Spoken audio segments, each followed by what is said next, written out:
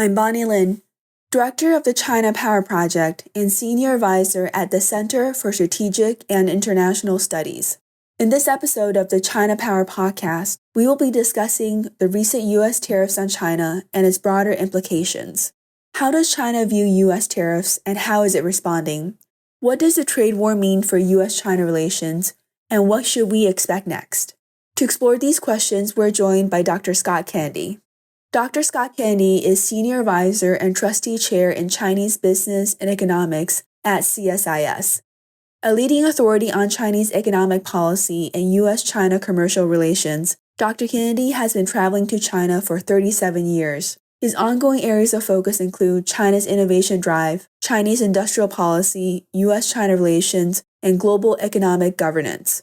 His articles have appeared in a wide array of policy, popular, and academic venues, including the New York Times, the Wall Street Journal, Foreign Affairs, Foreign Policy, and China Quarterly. Dr. Kennedy received a PhD in political science from George Washington University, an MA from Johns Hopkins School of Advanced International Studies, and a BA from the University of Virginia. Scott, thanks for joining me today. Happy to be here with you. So what is happening with the tariffs in terms of U.S. tariffs on China and China's retaliation? What has happened so far, and what are you seeing in terms of the back and forth between the two sides? It's important that everybody knows that we have to say, as of this recording, because in 10 minutes something could change, as folks have gotten used to. But roughly speaking, middle of April, we are sitting with both sides having very high numbers of tariffs on each other. Just to walk people through this, U.S. tariffs at MFN levels, most favored nation status levels, about 3%. Then through the first trade war, about 20% of tariffs imposed on China left over the Biden administration. Then 10% plus 10% of fentanyl-related tariffs. Then 34%, 50%, now upwards of 145% U.S. tariffs on China. Slightly different for autos and auto parts, steel and aluminum. And now, as we heard over the weekend, on semiconductors, information technology like smartphones and things like that, which will be slightly lower, at least for a little while. China also has about 125% tariffs on the United States imposed over the last few weeks, and also against a variety of specific goods, agricultural products, oil, coal.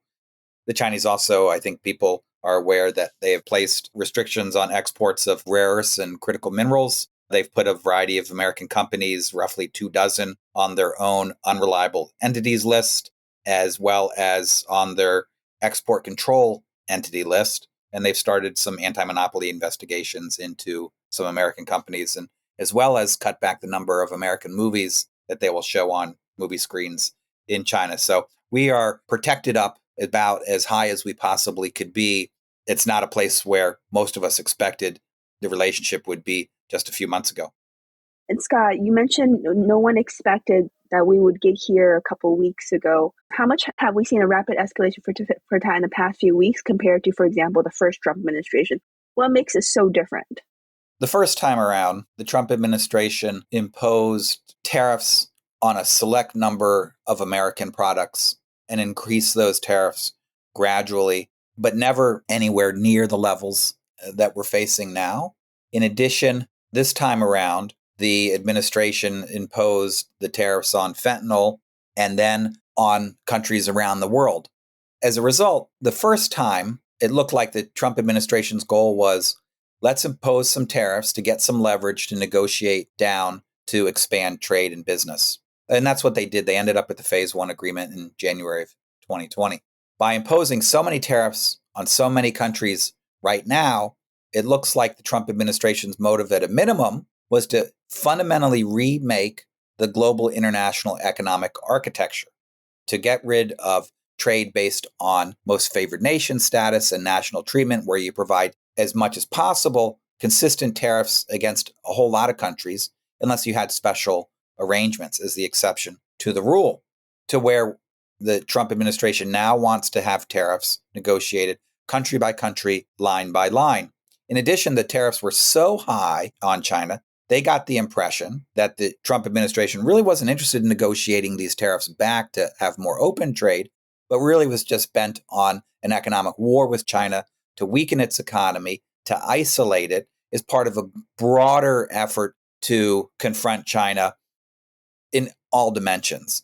And so I think as a result of that difference in behavior and how it's interpreted, we've seen the Chinese push back extremely aggressively, not more than what the US has done, but an equal amount in an effort to impose costs on the United States to make sure that the US doesn't go totally overboard and that the US also has incentives for eventually coming to the negotiating table. It seemed like some of what you were sharing were Chinese perceptions of the Trump administration and what President Trump is trying to do. Do you agree with those Chinese perceptions? What is your assessment of what's driving the Trump administration to set all these tariffs, not only against China, but also globally? I think it's hard to know. There's not a clear, easy economic theory behind what they're doing. And the president and the others in the administration have used a variety of different types of explanations to talk about what they're doing. Sometimes they've talked about the fact that the international trading system is entirely unfair, that the U.S. has been ripped off, and that the U.S. needs to fundamentally remake that system. We've also heard different officials say that the U.S. just needs some leverage to negotiate down barriers between countries. I think to some extent, you've got not only those variety of voices, but unexpected consequences from what they were doing. I don't think the Trump administration anticipated that the Chinese and Europeans would push back, particularly the Chinese. I think their view was China's economy is weak, growth is slow, they have a lot of debt, Xi Jinping is in charge, we'll put some pressure on him, and he will back off super quickly. That's not the response that they got. They also probably didn't anticipate American stock markets and investors around the world reacting very negatively with this huge drop in the stock market and this giant rise in yields for U.S. treasuries, which I think really shocked them. And so they pivoted from trying to impose tariffs on everybody to reducing tariffs on most countries, but raising them on China and explaining that as a natural pivot and a greater focus of their strategy. I think it's just actually a step back from what they were trying to do and a face-saving way to try and walk this back. And so I think that the Trump administration's on its back foot. They don't show any signs of relenting on China right now. But I think the Chinese interpretation is they've already backed up on the rest of the world. Over the weekend, they backed up on electronics. And then at some point, Trump will go be in full retreat. So a couple of things to unpack there. You said earlier that I believe the Chinese are pushing back aggressively and want to impose costs on the U.S. But you also mentioned that as China is observing the Trump administration provide at least temporary relief to most, if not all, other U.S. allies and partners, there's a sense that perhaps the Trump team will also back off on China. How is that shaping China's overall response in any way? Does it make China more determined to push back even stronger? Or are they leaving some room for the Trump administration to back off? Are you hearing, for example, in discussions with Chinese colleagues that they are anticipating at some point the Trump team will back off? Yes, I am hearing that. And I think their view is that for China, this is an existential challenge to their economic policy, to their economy, to the Communist Party's hold on power. And there is no chance at all that they are going to give in to what they see as extortion. For Trump, this is a political game to increase his power, the wealth of him and those around him, and to assert dominance over others. For the U.S., a war of choice. And therefore, they think that they can, in a test of wills, outlast the U.S. In addition, as a part of that, they are expanding their stimulus to their domestic economy, considering a variety of kinds of structural reforms they haven't considered in a while, because they have to figure out how to, keep growth going in the short term as well as in the long term, even if they have a much smaller relationship with the United States. And they are working as fast as the Trump administration to improve commercial relations with everybody else. This week, Chinese leader Xi Jinping is in Southeast Asia, visiting Vietnam, Malaysia, Cambodia. You certainly have other Chinese leaders traveling elsewhere around the world, inviting other leaders to Beijing for meetings. And they are certainly offering benefits to all of these countries that they're engaged with, painting the U.S. as the aggressor, them as common victims of U.S. aggression. I think the Chinese have some chance to get some of these countries to make sure they don't impose high tariffs and restrictions on China.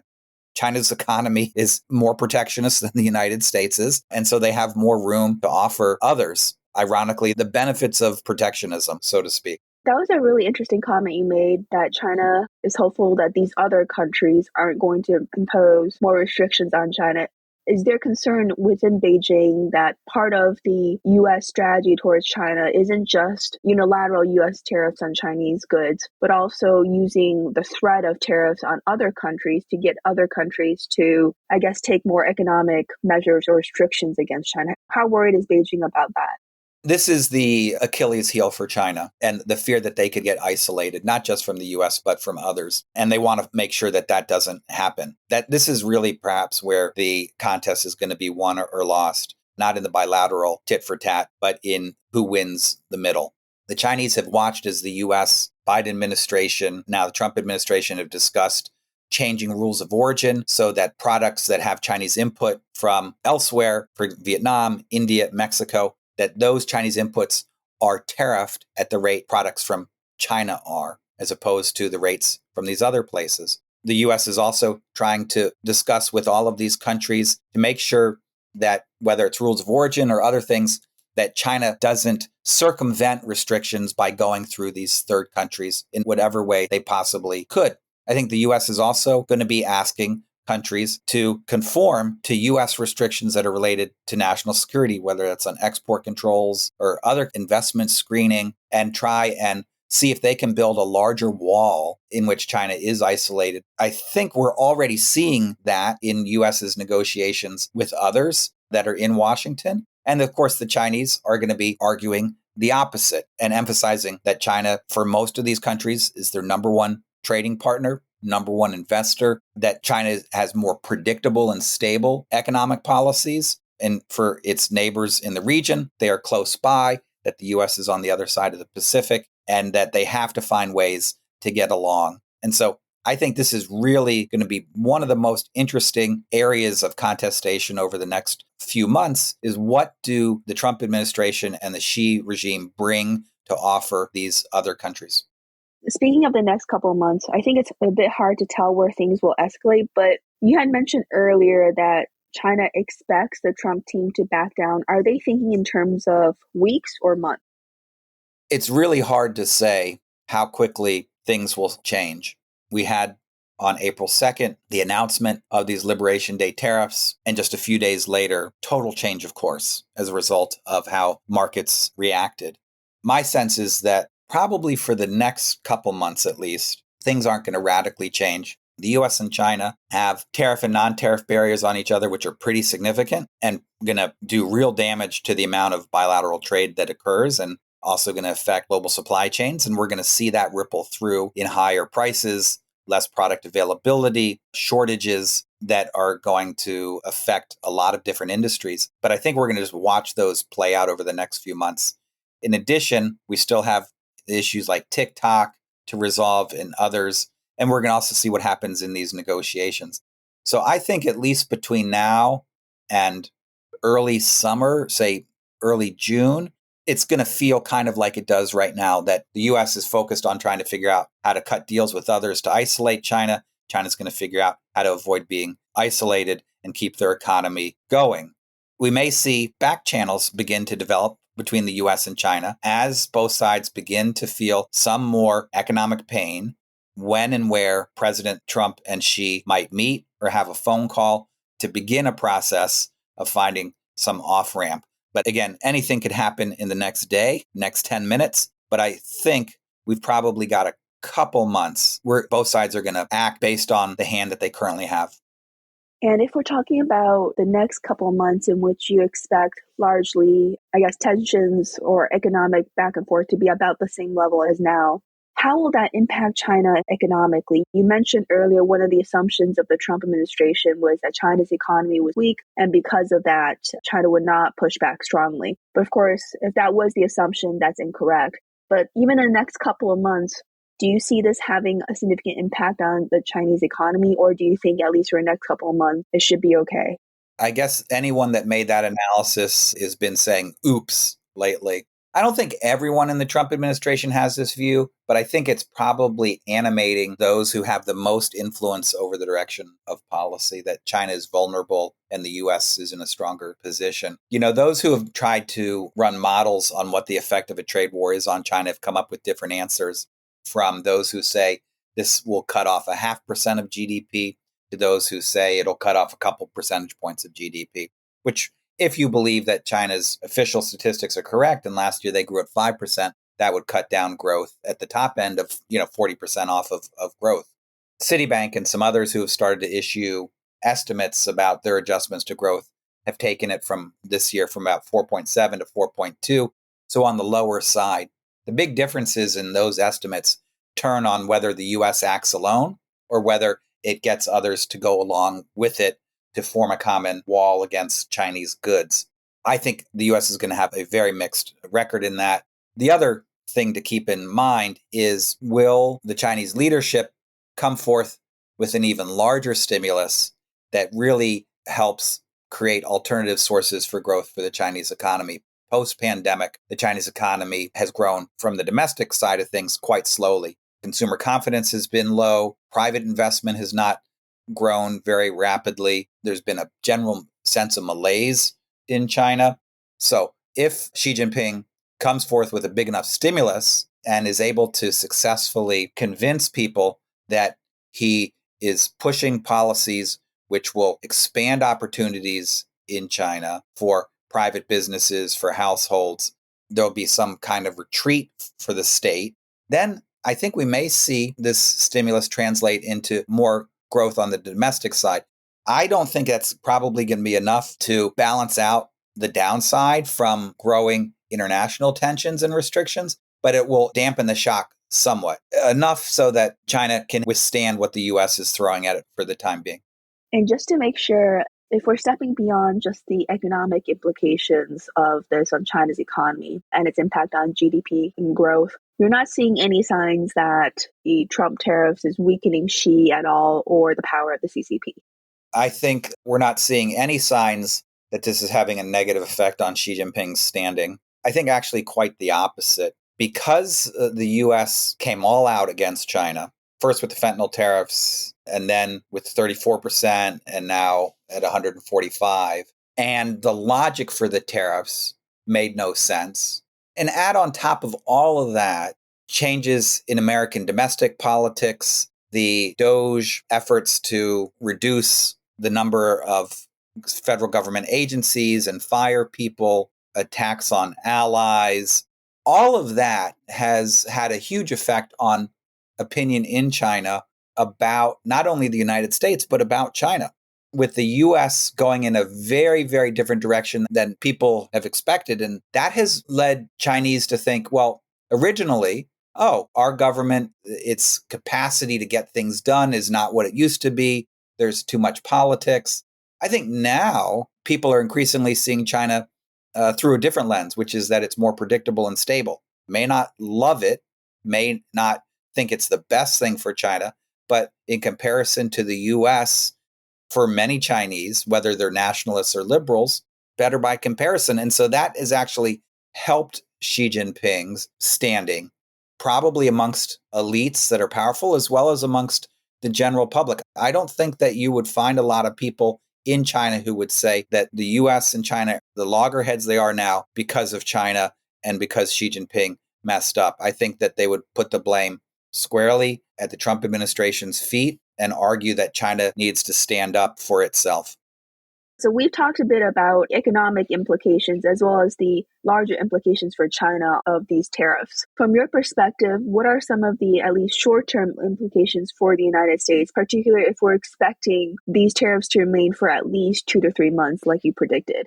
Well, I'm not an economist who knows a lot about the U.S. That's not what I spend most of my days doing, but I do pay some attention. So I just want that little caveat there. I think this has had a huge effect on global companies and investors' views about the United States and the challenges of doing business here. I regularly go to conferences in Miami in February that JP Morgan holds to discuss U.S.-China relations. 2023 and 2024 at those conferences, the total debate about China was, is China investable? In 2023, there was no consensus. Some people said, well, China's coming out of zero COVID in the pandemic. There's going to be a boost. It's time to put money back in. Others said, no, supply chain problems, direction is not clear. Let's hold off. In 2024, the answer to that question was a resounding no. China is not investable. It's facing a whole variety of structural problems. The political class doesn't really get these problems, and there are much better opportunities. In 2025, when I went to this conference in February, well before Liberation Day and all of the increases, people were already super worried. Again, these are investor conferences. These are folks, probably a significant portion of, probably voted for the president, probably agree that many of the existing rules of the game and institutions were constraining the U.S. from really defending its national interests.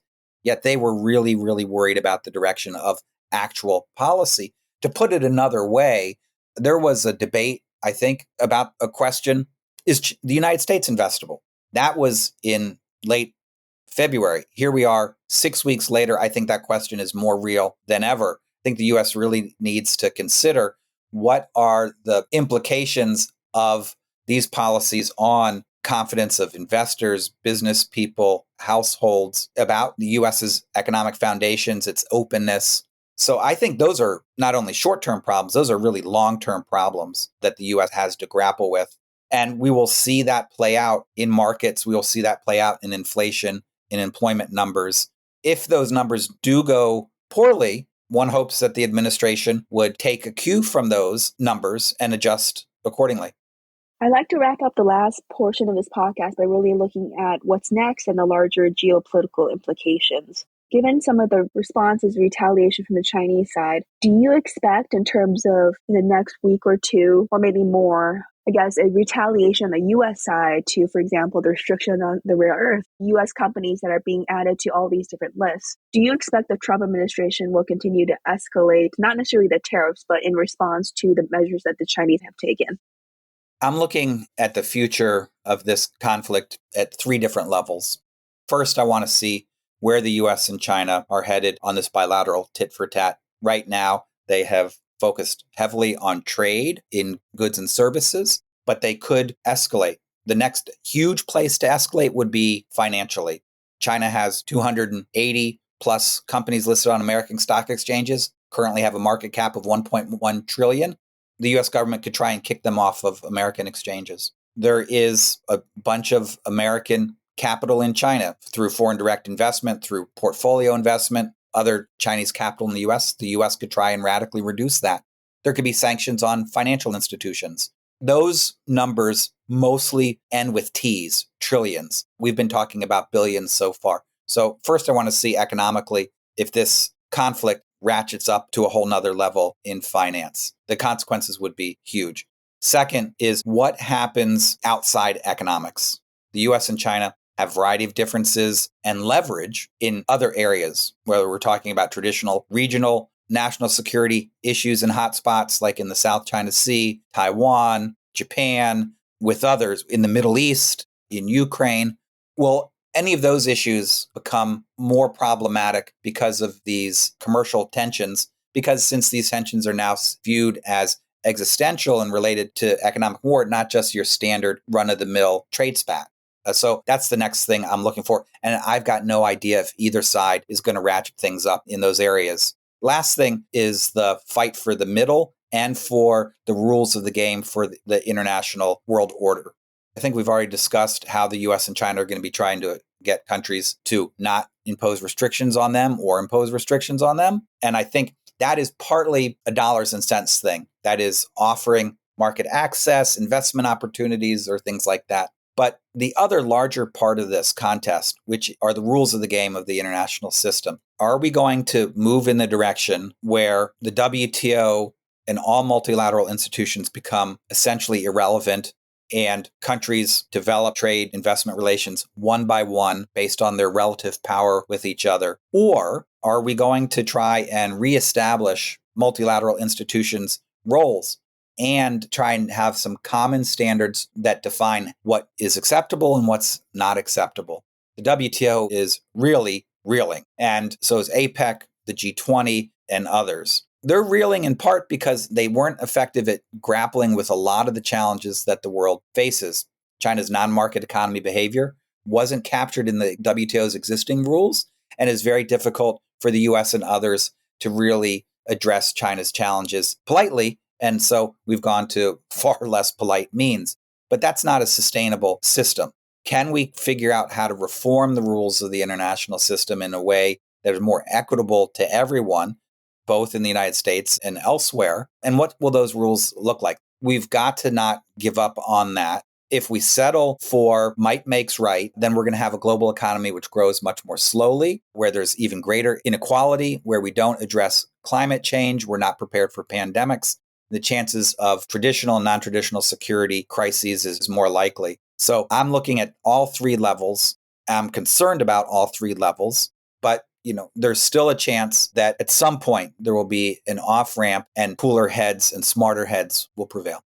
I really want to follow up on all three levels. So in terms of the bilateral tit for tat, you mentioned the next place to escalate would be financially. To what extent is China already expecting that? And to what extent is the US financial sector, including leading companies on the finance side, also expecting that? I think the Chinese are probably aware that the US very well could try and kick Chinese companies off of American stock exchanges. A few years ago, several Chinese companies delisted in the United States and relisted in Hong Kong. I think the Chinese could create a pathway for many of these other companies to do the same. I think the Chinese, they've been watching US policies towards Russia in the context of Ukraine and the sanctioning of Russian financial institutions. Historically, the US has discussed the possibility of needing to use similar kinds of tools in the context of Taiwan Straits crisis or some other major US-China national security conflict.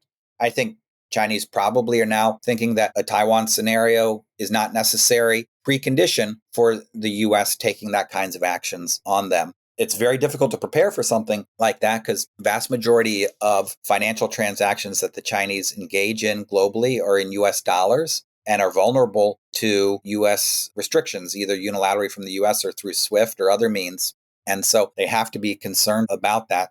Of course, China also has some financial cards to play. There are American banks and insurance companies and others that have significant businesses in China, not necessarily as large, but the Chinese could also pull licenses from those companies or restrict their behavior in some way that would cause them some pain, if not hurt their current business in a major way, hurt the possibility of future business significantly. So I think finance is a place where both sides could go, where the consequences would be large, and both sides are probably gaming what that would look like. Scott, so your second point in terms of the second level was you mentioned that there might be some spillover in terms of the antagonism caused by the trade war and how that may impact regional and national security issues. And you listed a number of issues that this could have an impact on. I guess right now I'm not seeing necessarily the spillovers, but are you seeing any Chinese experts argue that China needs to take a stronger stance on regional and national security issues because of the tariffs or the trade war? I think that's a very good point, Bonnie, that you're making, is that even though this is possible, that these could spill over into national security issues, we haven't seen that quite yet.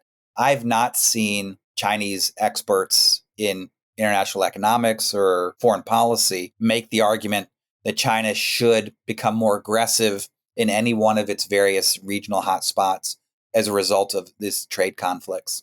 I think if there's going to be escalation in this space, it's probably more likely to emanate from Washington than from Beijing. So we've seen the Trump administration use varieties of different language about various hotspots and U.S. commitments in the region and elsewhere. And one could see the possibility of the U.S. creating some kind of linkage between those national security issues and this commercial conflict. I think that's very dangerous. I think in that context, you would potentially see China have to respond back. And so to me, I'm less concerned about China sort of unilaterally deciding, we've got to push on cross-strait issues or elsewhere because of this. We're already at loggerheads. I don't think the Chinese want a war in the Taiwan Strait, quite frankly, even with all of this. But could they be pushed into having this escalate beyond economics? I don't think we can give a definitive no on that. Last question for you in the interest of time. Is there still a possibility that US and China could have a deal or negotiate their way out of this? And if there is a deal, what are each side willing to make concessions on, if any? Oh, I think at some point, actually, there will be some deal. Short of this becoming a kinetic conflict and outright war, I think at some point there will be some kind of deal. It's just a matter of how much pain is imposed first. I don't think whatever deal will be reached, though, will actually address any fundamental challenges that the U.S. has with China or vice versa. It'll be a superficial deal that can have a long list of things, but would not actually, fundamentally address the challenges that the U.S. has in manufacturing or with IP theft or Chinese non-market behavior. There'll be superficial things around purchases, maybe investment, maybe TikTok, other kinds of things that they can figure to put in the hopper that one could then sell as significant. I think what I can say pretty confidently is that whatever deal the U.S. might get down the road, they could have had that deal on January 20th, 2025, that this trade war will be for naught. It'll be extremely wasteful. It'll distract us. It's going to hurt the American and global economy in the short and long term. We will eventually end this out of the troubles that we are facing or just running out and just being tired and exhausted from this. But I don't think this is going to end in some great outcome where the pain that we've imposed is justified. Do you think as part of ending this trade war, the Trump team wants to maintain a certain level of tariffs on China permanently?